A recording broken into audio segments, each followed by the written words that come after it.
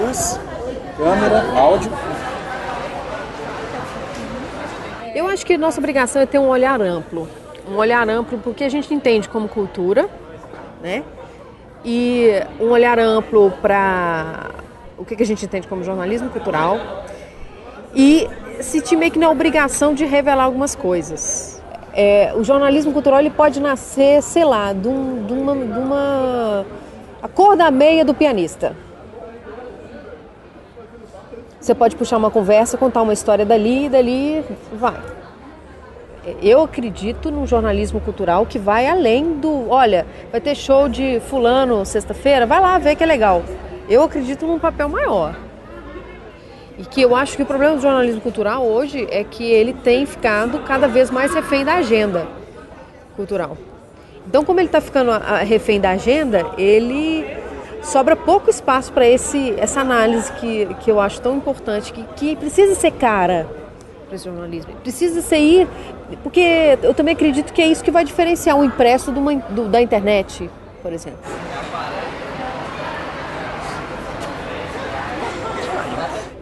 Tem diferença, assim como tem diferença você escrever para um rádio, escrever para televisão, escrever para um jornal. Isso independente de editoria.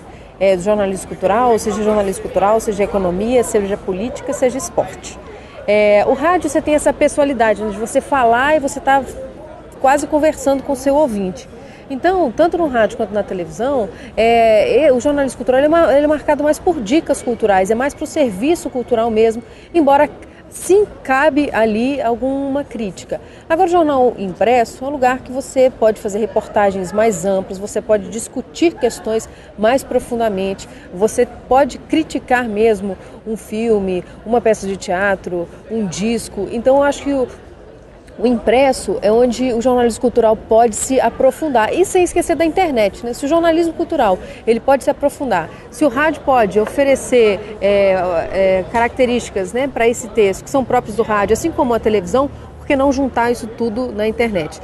Eu acho que a gente ainda não conseguiu fazer isso. Bom, a gente tem tentado, aos poucos, né, claro, agregar outras características ao impresso.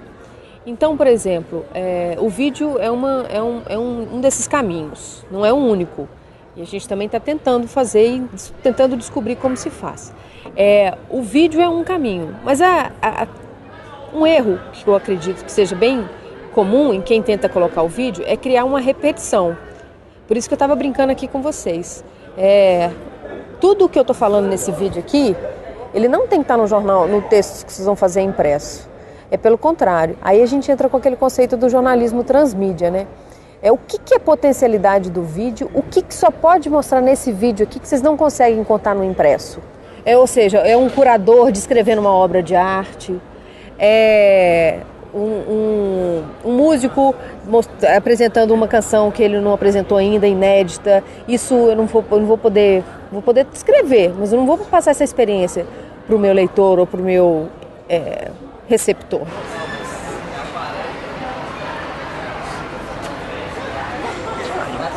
Isso é um negócio meio doido, né? Que eu acho que eu não conheço, não. Mas é muito difícil, porque eu acho que isso é coisa que tinha que ter feito muita pesquisa. A gente sabe mais ou menos, né? Pelo perfil de assinante e tal.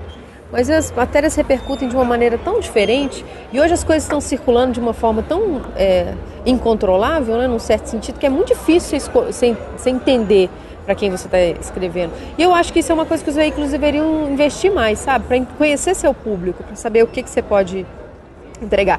Eu sei que o New York Times está fazendo uma pesquisa justamente para pesquisar sobre o público, conhecer seu cliente e entender para quem que você está escrevendo e quais são as necessidades desse público.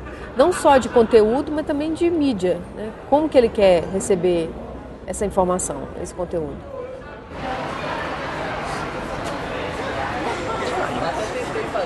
Eu acho que a gente está passando por um momento de crise do modelo de negócio do jornalismo como ele vinha sendo feito. E a partir do momento que tem essa crise no modelo de negócio, os mais fracos, os mais especializados e os mais de nicho, em papel, que tem um custo, vai perdendo força mesmo. Mas isso não é um problema do jornalismo cultural, porque se você for procurar na internet, o número de revistas de jornalismo cultural, o número de sites de jornalismo cultural, o número de blogs voltados para esse tipo de jornalismo aumentou muito. Então eu não acho que a gente está enfrentando uma crise, eu acho que a gente está vivendo um momento de troca de pele. É igual o bicho que troca de pele. Então, grandes grupos de comunicação, no caso como é a Abril, como uma grande revista, como no caso é a Bravo, ela talvez não está fechando as contas, talvez. E aí existem outras formas, a própria editora Abril, ela pratica o jornalismo cultural em outras revistas.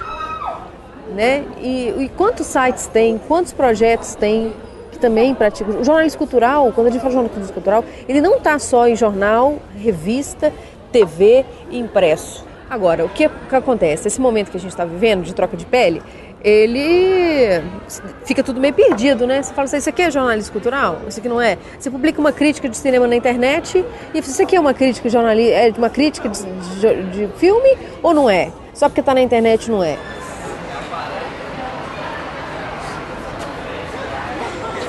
Eu acho que toda inserção no mercado ela tem um pouco de sorte, né? No meu caso foi assim, eu comecei com jornalismo cultural na Rádio Guarani e foi uma época que a menina que fazia o Diversão e Arte, que era o programa de jornalismo cultural da rádio, saiu de férias e aí eu entrei e aí quando ela desistiu do programa, o programa acabou passando para mim.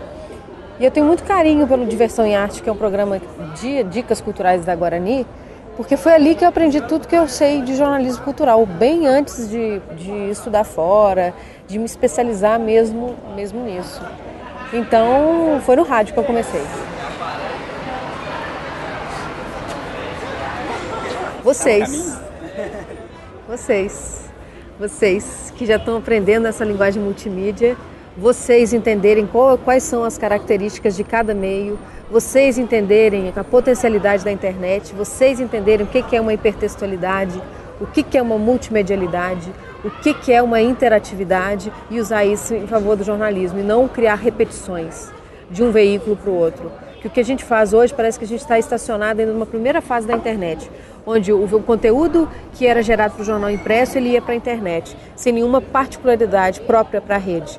E eu acho que a próxima geração que vai fazer jornalismo tem obrigação de saber como que essas características mudam o meio e como que essas características podem mudar um gênero, podem mudar um estilo ou uma especialização do jornalismo.